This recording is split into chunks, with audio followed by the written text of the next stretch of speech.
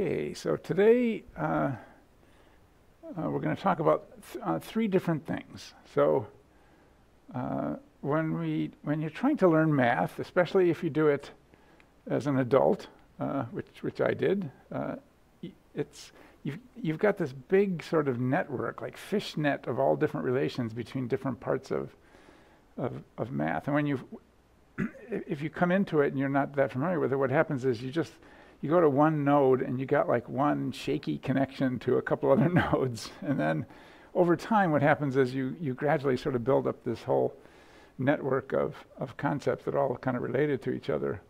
And so that, I'll erase Stan's fine brain there. So that's what we're going to try to do. And when I was going over my notes for the lecture today, I just made one more connection, one more connection in the net. So what we're going to talk about. So when I first presented the Fourier transform, the idea was, what is the Fourier transform? You could, if you have a real thing that you're Fourier transforming, you can sort of essentially visualize it as two correlations, like a correlation with a sine and a cosine, the correlation of the signal with a sine and a cosine. But we mentioned that the Fourier transform, the inverse Fourier transform, is pretty much the same thing. And so one question is, how can we sort of visualize the inverse Fourier transform as a correlation with sines and cosines? And in particular, what we're trying to do, we're just trying to work up to one k-space point, which is what comes in. This is the raw data that comes in, that gets digitized with the phase-sensitive detection. And so we're trying to work up to what is one k-space point actually correspond to in the real brain. And so we'll see, trying to visualize Fourier transform as a correlation, that you can do this sort of going the other way too. It's less intuitive, but it will. I think it's worthwhile to show that all these ideas kind of fit together.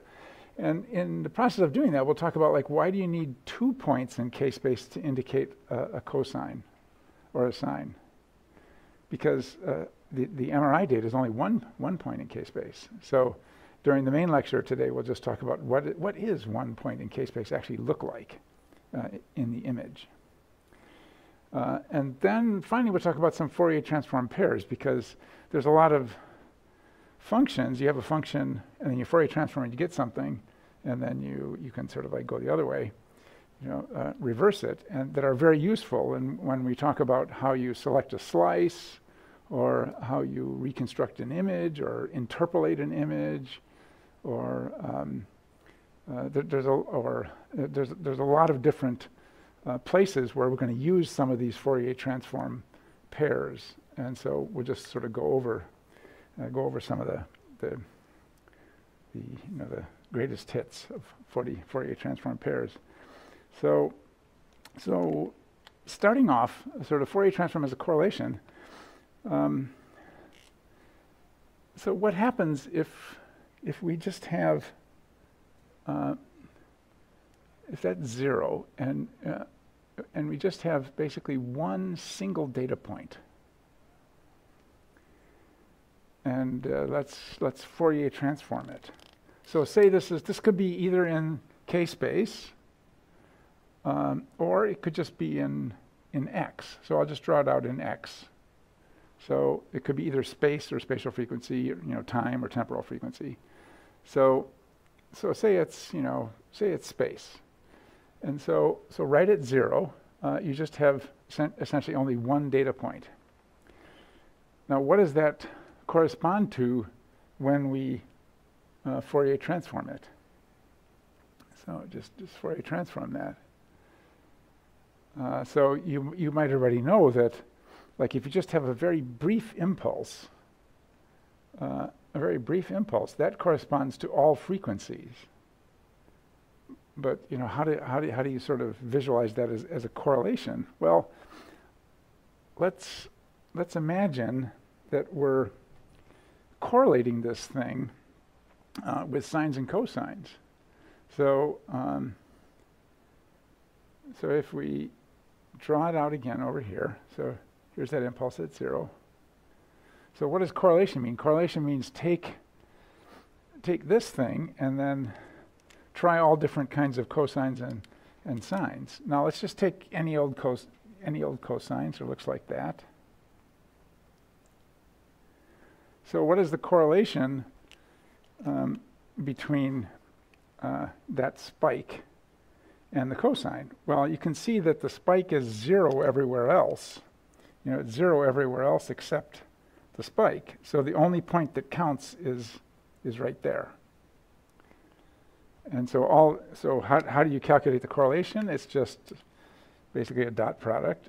You just like multiply all these guys, but those guys are all 0. So the only one that counts is that point right there. So that cosine is going to correlate with that spike at 0. But what about this cosine? This one works too. So here's another cosine, a higher frequency cosine. That one's perfectly good too. And in fact, any old cosine is good. Every single cosine works. So, you know, we could have a really, you know, high frequency cosine. Yeah, that one would be okay too. So all of them would correlate equally. And what are each of those correlations? Well, each of those correlations are basically correspond to one of the points in k-space, or in, you know, frequency space. And so when we you know, look at the Fourier transform as a correlation, what's going to happen? Well, we're going to get just every frequency. So any old frequency works. So so what is the Fourier transform? It's just everything. So that's the Fourier transform. So now we're in k, you know, or, you know, frequency space. And this could be time or frequency space, or temporal frequency space. So basically a spike at 0 just corresponds to all frequencies. Now what about what about sines? Well, what is a sine? It's always 0. So if we look at, there's too many cosines there, but if we look at a sine, it's always going to be 0 at 0. And so no sines correlate with it. So here's a sine. So, but every single sine, as you increase the frequency of the sine, none of these guys are going to correlate with it. So just cosine correlates with it. So the imaginary part will be 0. This is just the real part. So, okay, so that you might have had this concept like a very short impulse, like a click. If you Fourier transform a click, what does it look like? It looks like all different frequencies. So a little impulse or a click is a way of sort of hitting all different frequencies. And we do that sometimes in the MRI. You just turn the transmitter on for just a tiny little, you know, like 50 microseconds or something like that. Just a little beep, a little short beep, and that will Fourier transform into basically all different frequencies. That's a way that you can essentially stimulate all different precession frequencies just all at once. So that was sort of seems like, yeah, it's like a special case. Sort of seems a little weird, but that's, you know, a spike at 0 is basically all different frequencies. But what about a spike that's not at 0? So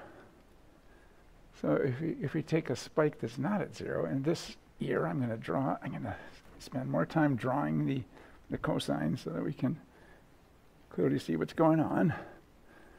So now we've got a more complicated situation, because we have to consider, you know, the spike at spike and offset spike. So let's start over here, and here's our 0. And now let's put our spike yeah,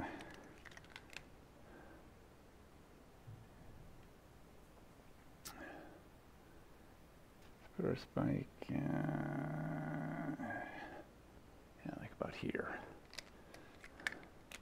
Okay, so here's a spike, just a single point. And so now let's look at what, let's take some different sines and cosines of different frequencies, and let's look at how they correlate with that one offset spike. So let's start with the cosines. So here's a cosine, and let's just take one that just happens to hit that spike exactly. So that would look like that. So it just happens to, man, I did not draw my cosine very accurately. We need to put more guide marks in. Okay, so we should have gone through about 1/4 of the way. Okay, so let's just divide it up into quarters. Okay, so that's half in there. Now I got some marks there, much better. Okay, so here's our much better cosine. Okay, so that's our. So that guy is going to correlate with, because remember the correlation is just multiply each point on the cosine with the point on the spike. Let's make the spike a different color. So, and since the spike is only one point, all we have to consider is just basically a single point on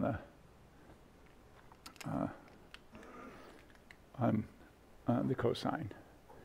And so that correlates with it. But what if we change the frequency? So let's change, so what does that correspond to after we Fourier transform it? So if we Fourier transform it, what's going to happen is we're now in frequency space. So this was, x or time, and now this is, frequency space or k going this way. So now what happens? Well, that was a good correlation. So if this is 0 frequency, let's say that frequency was, whatever, something over here. And so for that's the real part of the Fourier transform of this thing. Just forget about the 2 spikes just temporarily. Okay, so now let's just consider what if we went and got a slightly higher frequency cosine. So here's just a slightly higher frequency cosine. So it's going to sort of peel off here and then slowly get further and further behind and go down like that. Okay, so now, this guy was a good correlation. This one is a pretty good correlation, not quite as good. And so what does that do over here? And that's a higher frequency cosine. So the real part over here is going to be a little less correlated. And then what if we get an even higher frequency? So here's another guy peeling off here. Boy, I'm drawing some better cosines this year. So that guy's going to get further off, and so the correlation will be a little less. And what happens if we keep doing that? Well, it eventually goes negative, because if I scrunch this down, eventually I'll get to the negative part of the curve. And what if I keep scrunching it down? Well, then I'm going to get to the positive part of the curve. And so what do we get over here? We get a sinusoid. So, but we're in frequency space. And so So basically a point in an image or a point in time corresponds to a sine wave over in the frequency space. And so what that means is that there's like a lot of this frequency, and then there's none of this frequency, and then there's a lot of negative of this frequency, and then none of this frequency, and so because we're changing frequencies. And so strangely, you can sort of see that this is kind of the same thing we were talking about before, where we had just an extended signal and we were correlating it with sines and cosines. If we have just a point-like signal, same thing occurs. Now, what about if we, so that's a spike here. What if we move the spike somewhere else? So say we move the spike over here. So now what happens when we correlate that guy with these ones? Well, what's going to happen is if you look at these points here, these points are closer together than these ones. And why are they closer together? Well, because we haven't gone out as far in this different frequency cosine. And so what does that correspond to? That corresponds to a lower frequency wave in frequency space. So as you pull the spike in towards zero, the waves in frequency space spread out, go to lower frequencies. And this is just, so instead of a curve like that, you would end up with a curve that was, was more spread out, lower frequency. And so, and we'll see that all, when we look at Fourier transform pairs, you see that all the time, like you scrunch down one side and the other side gets big. This is like the absolute limiting case, like you scrunch down one side to just a point and the other one extends out into a complete sinusoid extending out over all of space. So that was, so we can think of the inverse Fourier transform, like a point in k-space. So you could do the same thing the other way. Like what if we had a point in frequency space? What does that correspond to? Back in image space is going to correspond to an actual sine instead of a spike. So a spike on this side is equivalent to sinusoid, and a spike on this side is equivalent to a sinusoid. It goes both ways. So you can think of a a single point also as something that you can correlate sines and cosines with. It's very easy because all you have to consider is just the correlation at that single point, because there's zero everywhere else, and so that the zeros cancel everything out. But now the question is, like, why two spikes? Why do we need two spikes? Because we only considered one spike here. But the problem is, if we consider one spike, it's going to correlate with a sine also, because I only talked about the real part. So if you had one spike, this guy is going to also correlate with a sine. We'll just take sort of any old sine. So let's just imagine we've got let's take a sine. So you want 1.5 cycles in order to get a correlate. No, 1.25 cycles. Okay, so let's take this yellow one. Take this yellow one, and so we want our sine to end there. Okay, so here's a sine. So we'll come through the middle here. Let's see if I can do this. Okay, there's a good. So I made a nice sine. So these guys are all cos. These guys are all coses. But this guy is a sine. And that one correlates great. You can see that guy correlates correlates really good. And so if you do this same thing with sines, you'll get, you know, up and down in the k-space. So there'll be another. So this guy was the real, you know, the real freak, and this guy was imaginary freak. And so you're going to get up and down an imaginary frequency as well. So a single offset spike correlates with both cosine and sine at that point. They'll be off by a quarter of a cycle, but basically it's going to correlate with both of them.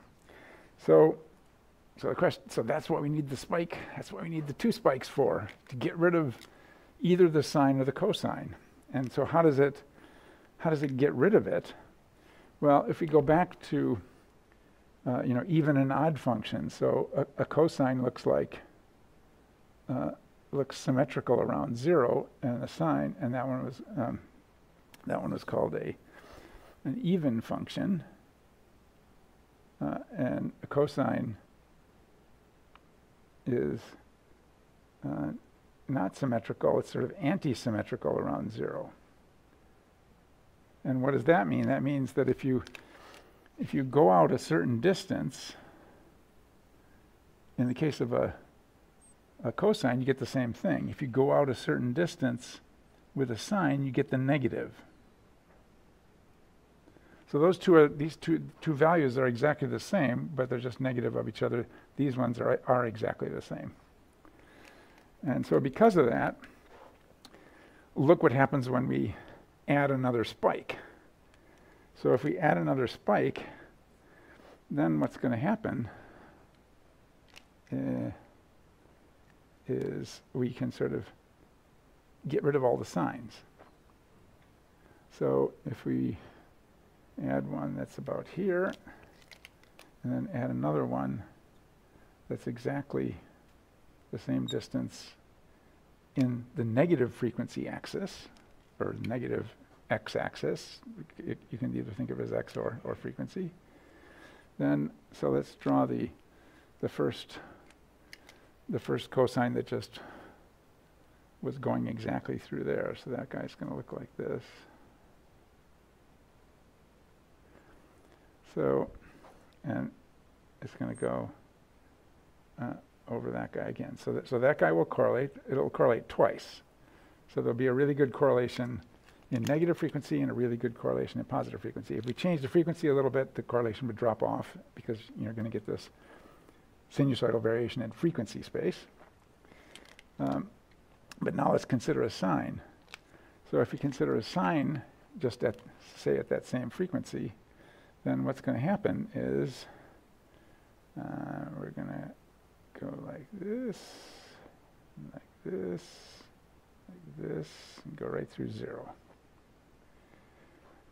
Okay, so that's a sine at the same frequency, and that's going to be 0. But what about a sine at a different frequency? So let's make a sine at a different frequency. That otherwise, if we just had one spike, would have given us a correlation.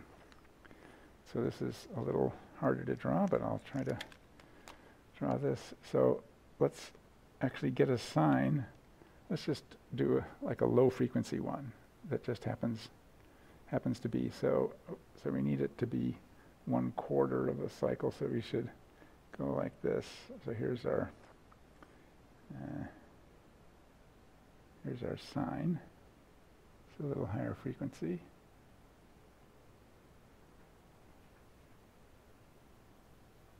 Okay, so that guy correlates really well. So this was, and so if we take this guy right here and extend him out in this direction, we'll see that it correlates really well with this one, but it's a negative correlation. So this point exactly cancels this point. So this, cancels it, because it will have exactly the same amount of correlation as as this point, but you're multiplying a positive number of the spike times a negative number of the sine. So it will exactly nail it and just completely remove it. So any old, if you have two spikes the same distance, any old sine will not correlate. It will correlate, well, but then negatively correlate and cancel out. So that's why I need two spikes in order to indicate a single frequency of like a cosine. And it's just a lot of times when people are drawing this out, you have to consider the spike itself is a complex number, right? So this was a real spike, but you could imagine you could have an imaginary spike. And so sometimes they'll draw out an imaginary spike as a dashed spike. And you can imagine if you want to biff the cosines, what you should do is take advantage of the fact that the cosine is the exact same value at minus and positive. And so if you put a spike that's the opposite direction, that's how you biff all the cosines and just catch the sines. So sort of reverse spikes like this will correlate with any, will correlate with any. They'll correlate with one particular sine, but they won't, they'll correlate with a whole series of different frequency sines that will cause like a variation in frequency space, but they won't correlate with any cosine. They'll cancel out all the cosines. And so basically this is a way of, so two spikes, two positive real spikes is a way of getting a cosine, Fourier transforming to a cosine.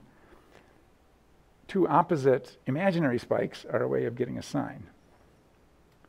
So that's why we need two spikes. And in the main lecture, we'll talk about what does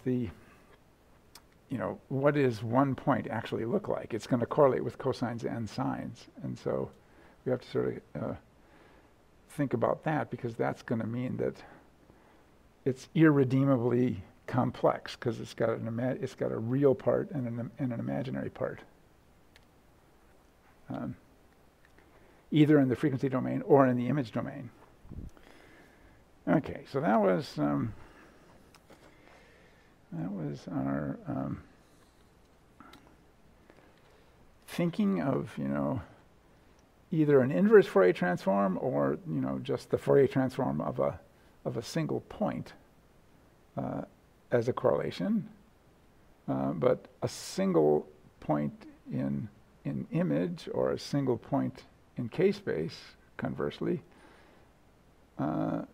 correlates with both sines and cosines. But as you change the frequency of the sines and cosines, the correlation goes up and down, and so you end up with a sinusoid in the other space.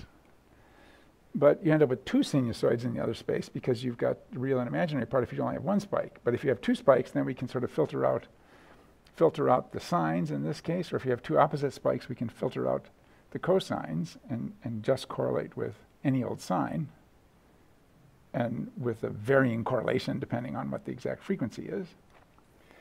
So you can sort of put this picture together with the original picture of we've got an audio signal and we correlate it with sines and cosines and figure out what the frequency content is.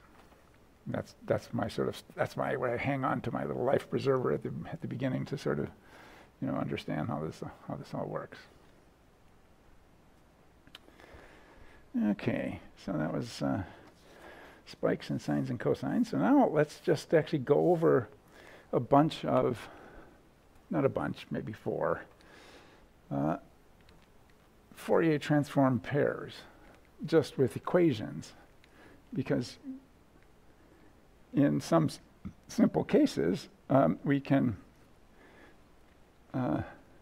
we can just write down the equation for the Fourier transform. So just distinguish this in your mind from making some case-based data in MATLAB and just Fourier transforming it. That that doesn't require, that only requires the Fourier transform equation. It doesn't really generate an equation for the Fourier transform. It just sort of runs the Fourier transform equation and then gives you the output. But in some special cases, we can actually just write a simple equation for the Fourier transform result, and that's what we're talking about. And talking about here. And so we'll go over sort of a couple of the main critical ones. And the first one,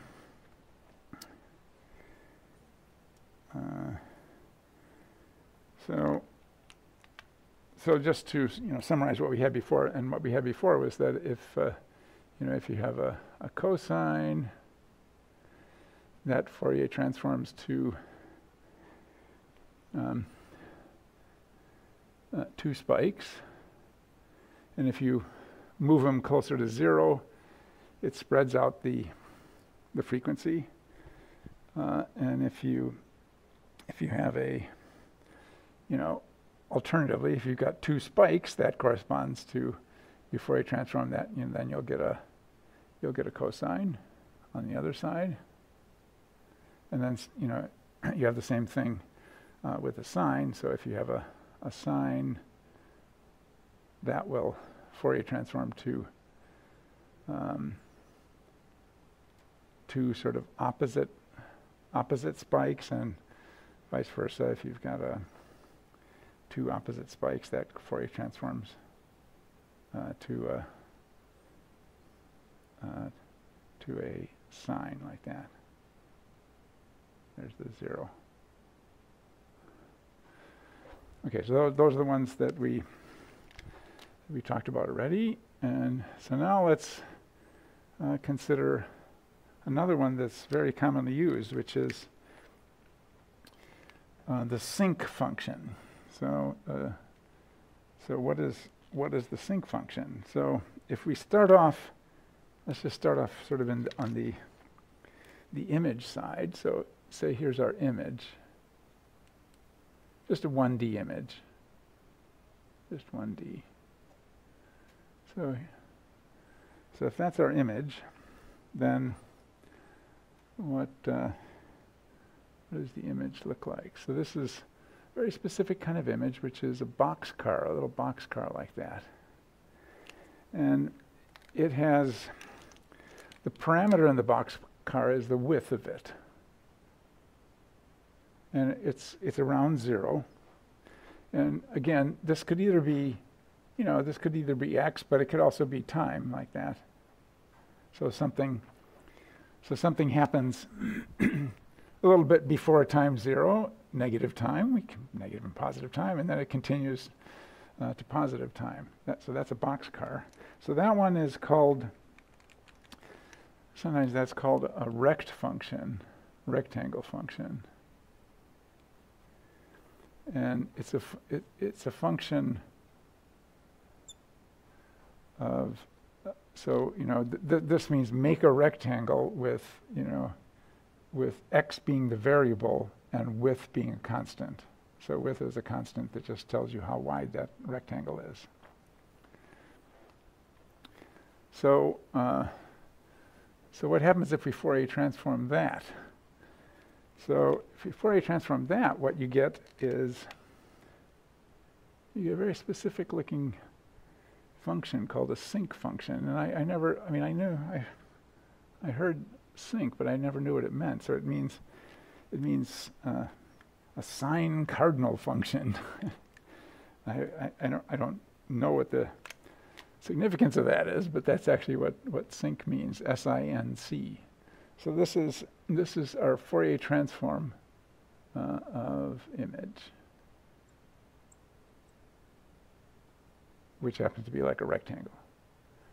So what is the equation for that, for this sinc function? So the equation after we Fourier transform it, so the equation is basically the width of our rectangle times the sync function, which we'll explain in a second, times pi times the width times k. So k, remember, is the spatial frequency. So there's x, and there's k for spatial frequency. K going that way. So what does the sync function look like? So very characteristic thing. So it starts here at 1, and then it goes down like a sine wave, and then it's sort of like a damped sine wave like that. It goes on forever, but it gets smaller and smaller. And those are all supposed to be the same width apart. Okay, so that's a pretty good sync function. So what is the actual sync function? There's unfortunately two different functions that are called sync without, it has to do with whether you've kind of normalized it. And so here's a sync function as a function of spatial frequency. And what's the simplest one? The simplest one is just basically sine of k over k. So it's a very simple function. And so let's look at how that works. Basically, as k goes up, you're dividing by a bigger and bigger number, and so it squashes the sync down. But it looks like a sine. It basically, sorry, it doesn't look like a sine. It looks like a cosine. Yeah, it looks like a cosine, but why does it get sort of big here? Well, there's kind of a hole at the very middle of it. So right at the very middle of it, you've got a 0 in the denominator. And so it's got a little microscopic hole there. But if you go just right off to the side, what happens, you've got a very tiny number in the denominator, and you've got a very tiny number in the numerator. And so if you just actually work through it, you'll see that it's approaching 1, and then right at k equals 0, it's not going to work anymore because you're dividing by 0. But that's one definition of the sync. And then you can also have a normalized sync, which unfortunately is often just written the same way. And the normalized sync is just multiplied by pi. So it's sine of pi times k divided by pi times k. And what's the advantage of this one? The advantage of this one is that it goes through 1. So here's 1 right there. So it looks just exactly like the regular sync function, except it sort of is. It's a little faster like that. It goes right through. It goes through -1 over here.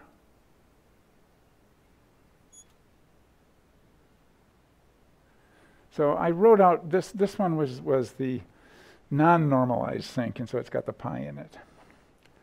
We tacked the pi into the Fourier transform of it.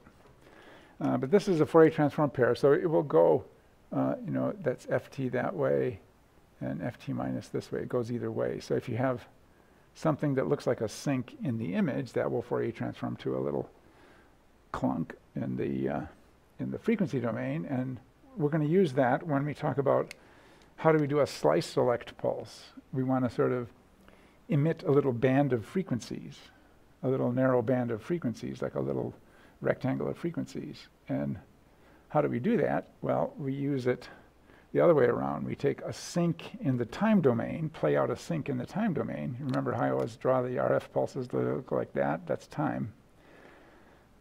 So if you play out something that looks like a sync in the time domain, that corresponds to a narrow band of frequencies in the frequency domain.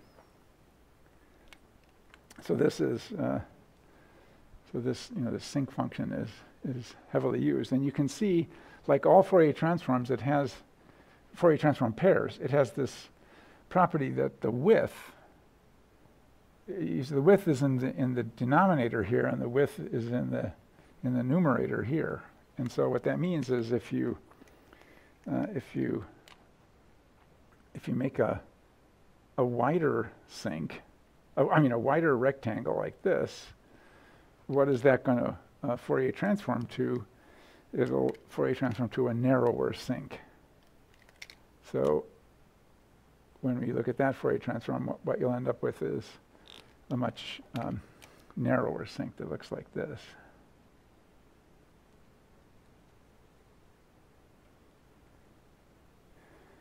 And conversely, if you make a really narrow rectangle,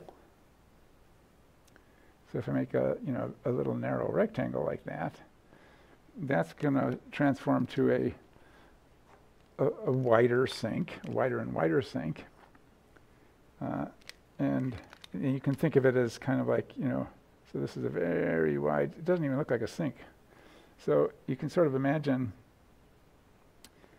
as we make it narrower and narrower and narrower, what happens is this eventually sort of, in the limit, it's a line of all frequencies. So that's just like what we said at the very beginning, like a single point at zero Fourier transforms to all frequencies. And we'll often use this so that, like, if you do a very narrow pulse like this with the RF transmitter, that's a way of sort of, it's not an infinitely narrow pulse, it's just a narrow one, but it makes such a wide sinc that it might as well be all different frequencies. So this is in each case here, this is FT and FT minus. So yeah, so in the limit, like, in the limit, you just got a spike at zero, and then that corresponds to just all frequencies. Okay, so that's a sinc function. So we'll use that multiple times, but it's a simple function. It's basically just sine of x divided by x, and then you can normalize it and make it more complicated. But that's a Fourier transform pair that's heavily used. And so, like, what does this correspond to? This corresponds to a voxel.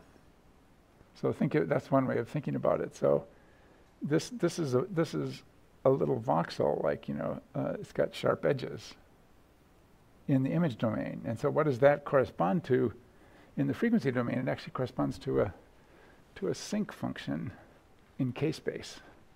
So a single voxel transforms to a sinc function in K-space.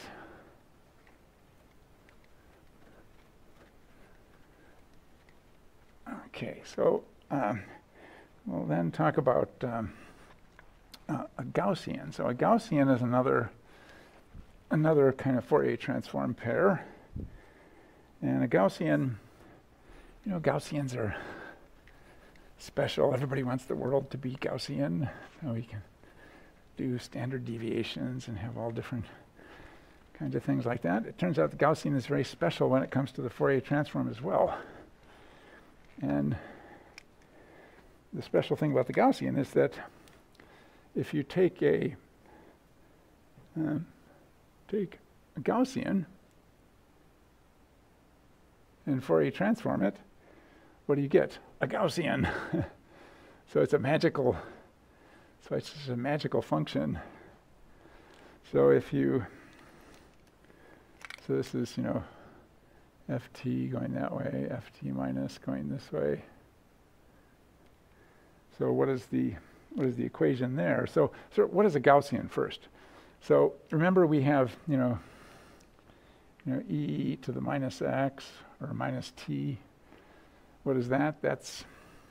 Remember, that's just like start at 1 and fall off. But what about e to the minus x squared? That's Gaussian. So it's the next. So you can add different normalizations into the Gaussian sort of, you know, like in the case of the sink, we can sort of add normalizations to make it go through 1 or sort of make it sort of behave better. But, you know, basically what is a Gaussian? It's basically minus x squared instead of minus x. And so if you just plot that, you'll get a Gaussian of a particular width, just one width. So to control the width, you've got to multiply that x by something. So so what is the actual equation? So here it's just, if you use a special multiplier in there, minus pi x squared, when we Fourier transform that, we just get the same thing. And what is the same thing?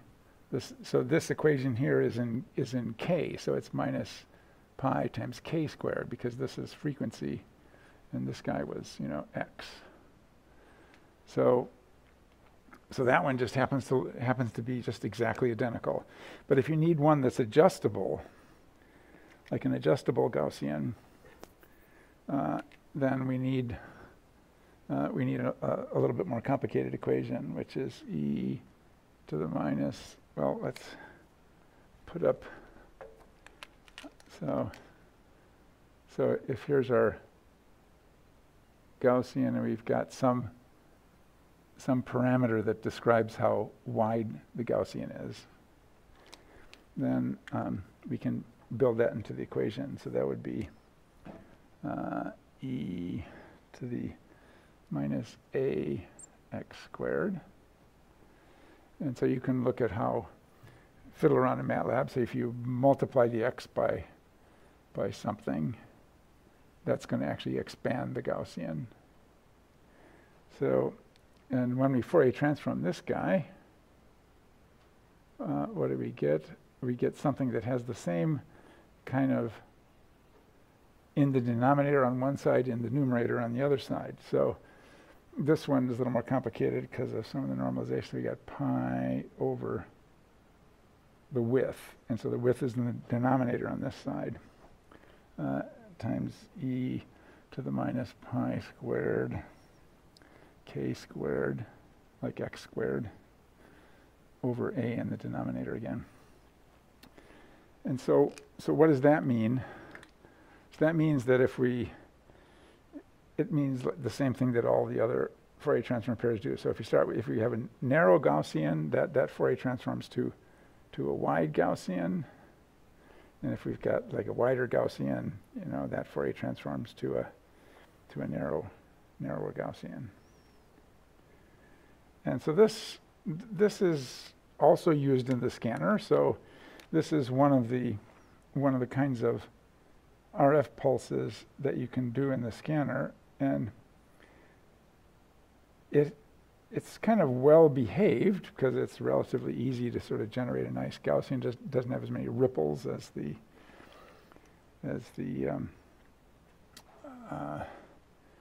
sink does, but it will generate a Gaussian distribution in the other domain. So if we use a Gaussian distribution of frequencies to stimulate a slice with the gradient on, that will end up with a Gaussian-shaped slice profile.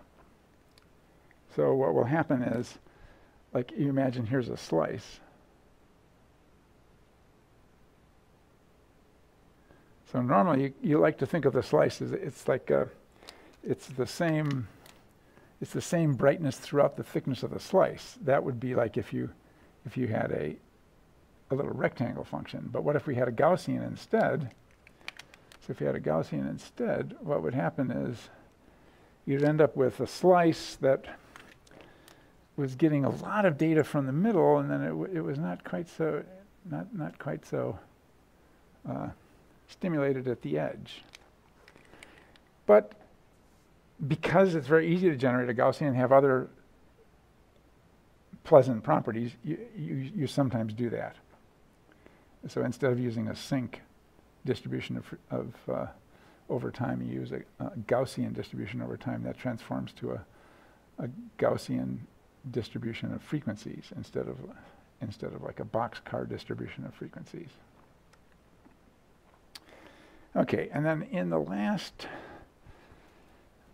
minute, there's one other Fourier transform pair that's worth mentioning, which is the comb. So what is the comb? So a comb is basically just a whole set of spikes that are all spaced evenly apart from each other. And this is another important thing when we're thinking about MRI, because essentially when you're sampling data in MRI, you aren't continuously sampling. It's not like you're sampling, you're turning on the receiver. A continuous stream of numbers is coming out of the receiver in the sense of a continuous set of voltages is coming out. So there's an infinitely finely spaced waveform of voltages coming out of the RF coil. But when we sample it, we don't sort of just continuously sample it. What we do is we just get a data point there, skip the rest of it, just get another data point there. And so that act of discretely sampling something generates all different kinds of things, and we'll talk about it next week. But you can make a weird function that just consists of a bunch of spikes. So here's a spike, and then here's another spike, and here's another spike, etc. And so if you make a function like that that consists of a regular set of spikes, what is the Fourier transform of that? So if we Fourier transform that, we just get spikes.